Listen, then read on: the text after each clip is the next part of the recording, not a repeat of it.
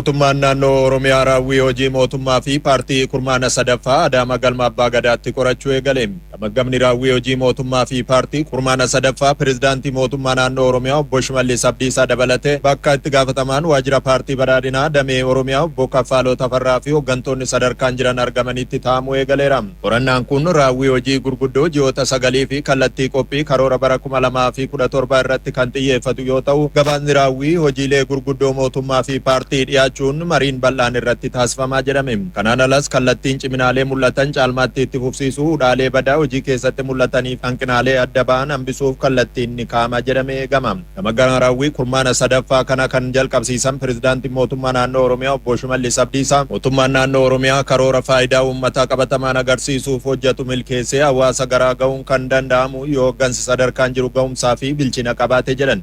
Amma gaaffii hooggansaa deebisnedha. Ce'umsi naannoo kana keessatti dhufuu kan danda'u. Hiyyummaa injifachuu kan danda'u. Hooggansa yaadu. Waan yaade sana immoo saba qabsiisuu danda'u. Waan saba qabsiise sana immoo qixaan raawwachiisuu kan danda'u. Uummanni nama sirnaan isa hoogganu argannaan mootummaa isaa waliin ta'uun waan kamuu hojjechuu akka danda'uu fi rakkoo fedhees furuu akka danda'u qabatamaan agarsiisaa turuus dubbatan pirezidaantii Shimallis. Naannoon keenya sadarkaa adda addaa irratti argama. Xiqqaatu garuu bakka jirurraa socho'ee jira. Waan bakka jirurraa socho'e kana qormaatilee amma jiran kana keessa ceesisee carraawwan jiran qixaan itti gargaaramee injifannoo ittaanuuf ceesuu kan danda'u hooggansa. Uummanni keenya nama hoogganu argannaan raajii akka hojjechuu danda'u agarsiisee jira. Hanqina kamiyyuu uummata hiikuu danda'u akka ta'e arginee jira.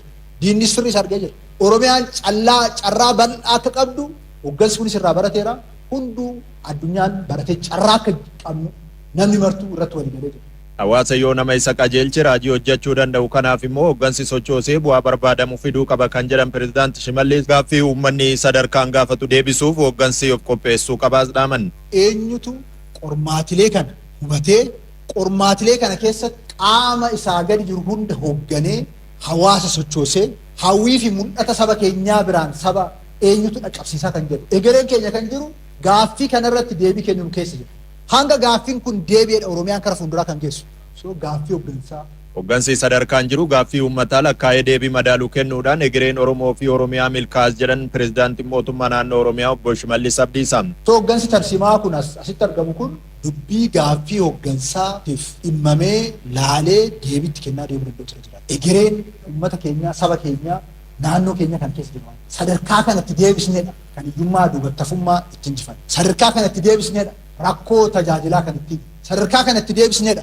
Qormaatilee kaansaroota badhaadhina keenyaa kan ta'an kan itti injifanne. Teessoon hooggansaaf kennamu maqaa bakka itti ramadamee qofa osoo hin taane bakki kenname naamusaa fi ga'umsaa akkamii barbaada kan jedhu xiyyeeffannoo addaa akka barbaadu sakeekan. Teessoo nu kenname namni guutee taa'ee hojjetaa jira kan jedhu. Maqaa hojii tokko iddootti gaggeessinu nuuf kennamuu isaa miti. Iddoo nuuf kenname sana ergama saniif ga'umsa gitu, naamusa gitu, dandeettii ogummaa gitu.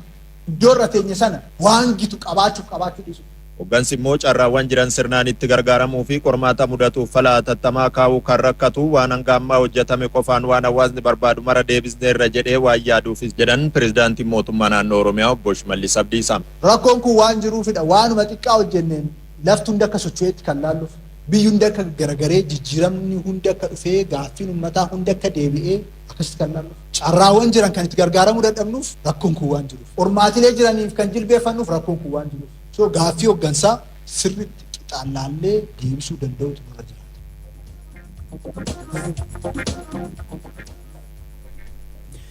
Kurmaana sadaffaa keessa hojiileen gurmaa'insa gandaa cimsuu fi rakkoo bulchiinsa gaarii furuuf hojjetame milkaa'aa ta'uu itti gaafatamaan waajjira paartii badhaadhinaa damee Oromiyaa obbo Kaffaaloo Tafarraa himan. Hojiileen kurmaana sadaffaa keessa hojjetaman gama maraan kan kurmaanota darbanii ni caalas jedhan. Addunyaa Tusaa. Gamaggamaa raawwii hojii paartii fi mootummaa naannoo Oromiyaa ka kurmaana sadaffaa qoratamaa jiru irratti haasaa kan taasisan itti gaafatamaan waajjira paartii badhaadhinaa damee Oromiyaa obbo Kaffaaloo Tafarraa hojiileen kurmaana sadaffaa keessa hojjetaman gama maraan kan kurmaanota darbanii ni caalaa jedhan. Keessumaa hojiin gurmaa'insa gandaa akka cimuuf hojjetame milkaa'ina olaanaadha jedhan. Rakkoon bulchiinsa gaarii fi kenna tajaajilaas jajjabeessa ta'uu kaasuun. Keessattuu gurmaa'insa gandaa lafa qabsiisuudha. Hojiin waajjira ijaaruu, mana jireenya, hooggantoota gandaa ijaaranii eebbisiisuudha wajjin wal qabatee hojiin bal'aan akka hojjetame ilaaluun hin danda'amu. Gama biraatiin marii leenjii fi mobilaayizeeshiniiwwan gurguddaa gaggeessinee rakkoo tokko malee milkaa'inaan akka goolabaman gochuun danda'amee jira. Rakkoo bulchiinsa gaarii fi kenniinsa tajaajilaa adda baafnee furmaata laachuudhaaf jalqabbiin jirus kan nama jajjabeessu jennee fudhachuu dandeenya. Paartii fi hooggansi kutannoon hojjete bu'aa milkaa'ina kanaati jedhan. Haa ta'u malee karoora qabameen yoo madalamu harcaatii akka qabu dubbatan. Hooggansi kun hojii ijaarsaaf siyaasaa, nageenya fi misooma hojjechuudhaaf karoorfannee achi keessatti harcaatiin nu mudate sirriitti sacca'amee laalamee hojii keenya yeroo itti aanuuf galtee akka ta'u gochuun baay'ee barbaachisaa. Yeroon kun hennaa xumuraa bara kanaa fi qophii bara dhufuutti taasifnuudha akka jedhan obbo Kaffiyaaluun gama kanaan maddoota harcaatii fi argannoo isaa duukaa sirnaan qoratamee furmaannis kaa'amaa jedhan. Hooggansi kun halkanii guyyaa hojjetee milkeessuu akka danda'uuf hanqinaalee jiru sirriitti adda baasee yoo furmaata laachuu danda'e qofa. Adeemsa kana keessatti hojiiwwan fakkeenya ta'an asiif achitti hojjetamaa turan ka'anii godinaalee fi magaalonni muuxannoo gaggaarii walirraa fudhattanii muuxannoo kana kan ittiin bal'isaa deemnus.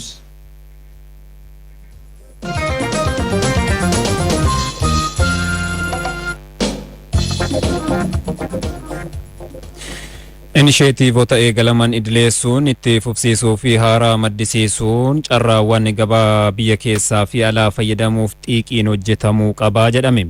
Raawwii hojii kurmaana sadaffaa paartii fi mootummaa naannoo Oromiyaa magaalaa Adaamaatti qoratamaa jiru irratti karoorri misoomaa bara 2018 dhiyaatee jira.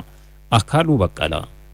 Raawwiin hojii kurmaana sadaffaa paartii mootummaa naannoo Oromiyaa magaalaa Adaamaatti qoratamaa jira. Raawwii hojii kurmaana sadan darbanii gama paartiin hojjetame kan dhiyeessan waajjira paartii badhaadhinaa damee Oromiyaatti itti gaafatamaan ijaarsaa Dr. Mangistuu Baqqalam seenessa waloo lafa qabsiisuuf hojii hojjetameen bu'aan olaanaa argamu himan. Seenessa waloo ijaaruu qabna jennee toora kanatti hojii hojjechaa turren keessattuu hojii miidiyaatii fi kominikeeshiniitiin hojii fuulaa fuulatti hawaasa keessatti hojjennuun jijjiiramni dhufaa jiru baay'ee abdachiisaadha. Kana gochuudhaan immoo tokkoffaa yaadama ida'amuu lafa qabsiisuu dabalataan immoo aggaammiiwwan diinaa sirna kana diiguudhaaf deemanii fi dabalataan immoo faallaa paartii keenyaa dhaabbatan dadhabsiisuu wajjiniin hojiin hojjetamaa jiru baay'ee cimaa ta'uu isaa ilaallee jirra. Raawwii hojii mootummaa kan dhiyeessan immoo koomishinii karooraaf misooma naannoo Oromiyaa Dr. Abdiyyuu Jaan baadiyyaattis ta'e magaalaatti hojiin misoomaa hojjetame gaarii akka ta'e ibsuun yeroo hafe keessattis harcaatiiwwan jiran maqsuuf hojjetamuu akka qabu himan. Dinagdeen nuti jaraa jiru dinagdee damdaneessa waan ta'eef tokko tokko hojjetanii tokko tokko harcaasuutu jira waan ta'eef isarratti maal hojjechuu akka qabnu xiyyeeffannee